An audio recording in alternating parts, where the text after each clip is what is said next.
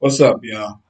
Yo, this your guy Mark Lavelle is here for the Check Hooks podcast. And anybody that knows anything about boxing knows enough to know that boxing is a business. Boxing is not just saying, hey, I want to fight this dude or I want to fight this guy. There's multiple variables. I don't understand. Well, I do understand, but I don't understand why people seem to think that this is like just some we got into an argument in class and after school we're gonna fight. It's not that simple. You got purse bids, you got promoters, you got venues, you got the fighters, you got their teams. There's multiple variables involved. And look at my damn neighbor's little dog. These little poodles, man, they just be wilding out. Whew. Anyway, so boxing is a business first and foremost, and the casual fans, which I get, you really just want to see a Rocky movie. You just want to see two people in the ring slugging each other and somebody get knocked down, somebody get up. You want the drama. I get it. But what I don't get is why some of you feel like what you say and what you want is really what's going on. And y'all relaying this to people with these pop-up podcasts and these pop-up blogs that you know what you're talking about. And you basically misleading. There's a lot of that going on, but I'm not going to get into that. That's something from my other show that I'm on with three of my partners, the P3 podcast. Make sure y'all tune in. If you haven't subscribed, go ahead and subscribe. Now, back to the business of boxing. We'll take, for instance, when Floyd fought Arturo Gatti. Arturo Gatti has a huge audience. And rest in peace to Arturo Gatti. It was messed up what happened to him. But, you know, Arturo Gatti was a huge draw. Floyd had his people, his core fans, but Arturo Gatti, because he'd been in so many wars, like the trilogy with Mickey Ward, was just unreal. Like, I mean, that is something that real fans of the Sweet Science and the casual want to see a Rocky movie fans, because he was a real life Rocky. Um, anyway, when they fought, again, Arturo Gatti had a huge following. He was a household name. Floyd was getting there, but he was still in his prime. I think it was like 2005 or 6 or something like that, 4 maybe. But Floyd was the B side. He took less money because he's a businessman and he understands that boxing is a business. So if this guy's top tier and with my own momentum, I beat him. Now all the people that watched just to watch Arturo Gatti fight now know who Floyd Mayweather is, if they didn't already know. So it's a smart business move. And we all saw what happened. If you didn't see it, go check it out on YouTube. But smart business. When he fought De La Hoya was the A side. Everybody loved the Golden Boy. Now, people try to compare the fights between, just say, Pacquiao and De La Hoya. Oh, Pacquiao was able to get De La Hoya out of there. Floyd couldn't do this, and the fight was too close, and I believe De La Hoya won, and blah, blah, blah, blah, blah. You're entitled to your opinion, but only an idiot denies a fact. The fact of the matter is, Floyd should have gotten way more accolades for beating De La Hoya. One, De La Hoya dictated everything because he was the A side. They started with that, the documentary, the 3-part documentary. I can't even think of the name of it right now. Somebody in the comments put it up in there so other people will know what I'm talking about when they see this, because this isn't live.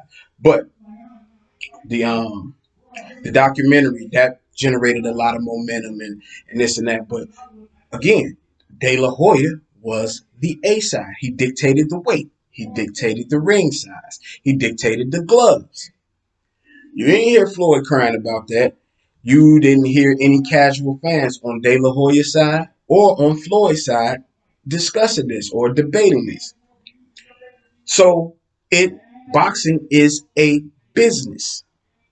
So fast forward to the Terrence Crawford and EJ's situation. I'm a fan of both of them. Both of them boys can thump. Now, as far as them fighting, some people saying Terrence Crawford and them duck, and that actually came out of Bo Mac's mouth, which is Terrence Crawford's training, which he said, okay, we could have fought this, we could have did that, but we figured this was the best business decision, so we did that. I don't consider that ducking. I consider that preparing for the future and being a businessman. Some people consider that ducking. Now,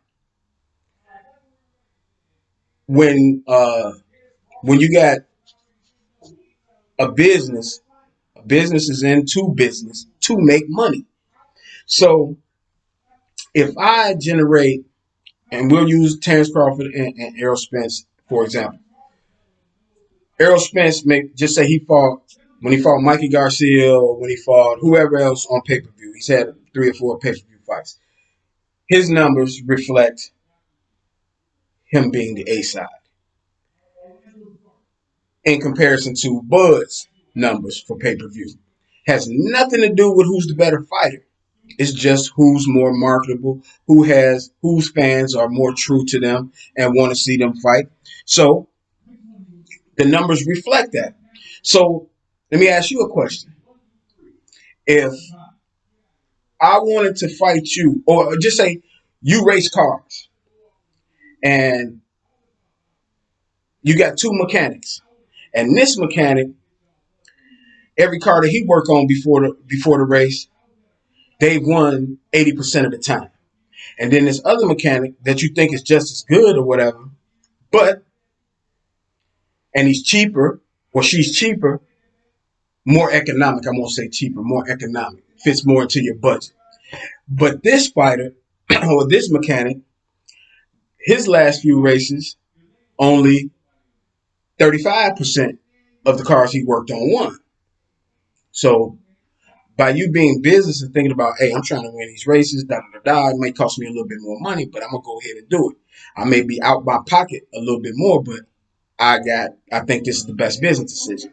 So you go with that. It's the same thing. So if EJ is generating 300 plus thousand his last 2 or 3 pay-per-views, and Bud is generating under 200,000 for his last 3 pay-per-views, why would they have a 50-50 split? This is business I'm talking about, not just fighting in testosterone and this and that. This is business.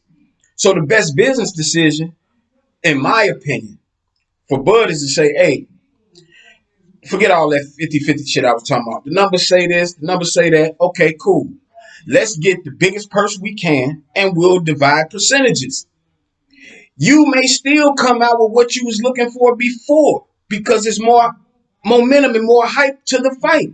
You got to think like a businessman. This is business. People are too emotional and in tune with their feelings versus their damn common sense. Put yourself in that situation. So when people say that stuff, it's just crazy to me, man. But this is short and sweet. I just wanted to touch on that. It'll be a whole lot more content. I'm going to try and do something like pretty much every other day. And I don't want to regurgitate the same thing. So a lot of stuff will go back and then we'll end up back here. Because hopefully by the time we end up back here at this discussion, as far as Bud and EJ goes, it'll be about to happen. Now, a caveat in that is that boy, that little Philly boy, Boots Ennis. He got skills, man, and Sean Porter said it. He's like a welterweight Roy Jones in his prime, and I can see that. Now, he ain't Roy Jones, who Roy Jones was, not yet, but I can see that. Man, it's so many things I'm gonna discuss with y'all on this Check Hook podcast. I'm just really testing it right now, but if it come out good, I'm gonna go ahead and put it out there, man. And y'all check it out and subscribe to the channel. And leave your comments. Let me know what you want to talk about.